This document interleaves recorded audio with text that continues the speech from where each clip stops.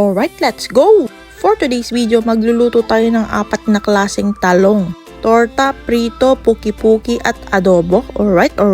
Una sa lahat, first of all, shoutout kay Kuya Ninyo at Tita Hilda. Salamat sa mga talong galing Barangay Birongit, San Fernando City, La Union. Alright. Tinusok-tusok ko lang ng ganyan bago nating isalang sa apoy. Tinusok ko pala yan para mas mabilis maluto sa loob. Gagamitin natin yan sa torta at sa puki-puki. Nagsimula na rin ako mag-slice para sa prito at sa ating adobong talong. Alright. Naghiwa na rin ng mga rekado gaya ng bawang pamatay, aswang, sibuyas na pampaimas. Binilog-bilog ko lang para sa adobo.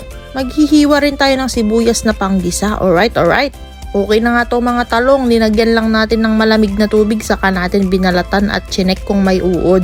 Naglagay na rin ako ng mantika dito sa pan saka tayo nagprito ng mga talong. Kita nyo kung gaano ka-fresh yung mga eggplant natin, napaka-solid. Gumamit lang din tayo ng paper towel paglalagyan ng mga talong para ma-absorb niya yung mga oil. Kasi sobra na tayo sa oil, magbawas-bawas din minsan. Alright. Prinito na rin natin itong second batch pero half cook lang ito mga kapulutan. Ia-adobo pa kasi natin yan mamaya. Then dito sa sumunod na pan, lulutuin naman natin yung giniling na karne. Sobra ko lang to sa ginawa kong Shanghai mix last time. Kaya ihalo natin sa torta para mas masarap, mas solid. Linuto-luto ko lang ng ganyan saka sinet aside. Sinawsaw yung talong sa itlog at linagay sa mainit na mantika. Alright.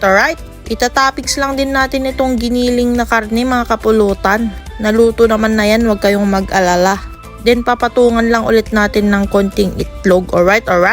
Naglagay lang din tayo ng seasoning granules at babalik na natin nung medyo tumigas-tigas na sa kabilang side. Yun solid na solid to pang umagahan mga kapulutan. Next naman na putahe ang pinagmamalaki naming mga Ilocano, ang puki-puki. Naggisa lang tayo ng bawang, sibuyas at kamatis. Ginto nga yung kamatis ngayon mga kapulutan. Yung kamatis na yan, 20 pesos na yan. Pero kailangan naman pag nagluluto ng puki-puki para mas masarap.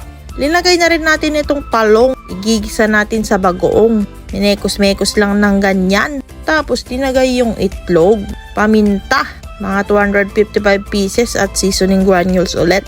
Minekos-mekos ko lang din para hindi mamuo yung itlog. Gusto ko sa puki-puki yung medyo creamy, yung basa-basa. Ayaw natin yung dry na puki-puki. Alright. Next naman yung adobo na hindi ko na-record. Pero toyo, tubig, oyster sauce at suka lang yan. Alright. At ready na ang ating 4 na klaseng talong. Nagugutom ka na ba?